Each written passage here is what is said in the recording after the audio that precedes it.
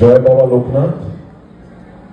লোকনাথ বাবাকে আমাদের সকলের তরফ থেকে আগে তো প্রণাম শ্রদ্ধা নিবেদন করি ঈশ্বরকে, কারণ ঈশ্বরের নাম ছাড়া, ঈশ্বর ছাড়া আমাদের কোনো মুহূর্তই মুহূর্ত নয়।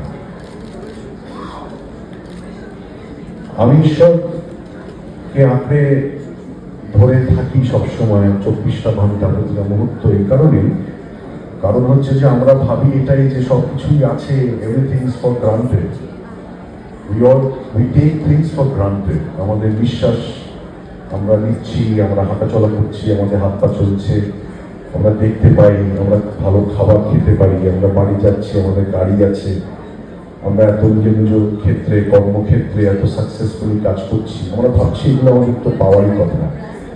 অ্যাকচুয়ালি নয়, কিন্তু ঈশ্বর না চাইলে কোনোটাই হবে না। Not, trust me ladies and gentlemen, not a leaf can move without his will.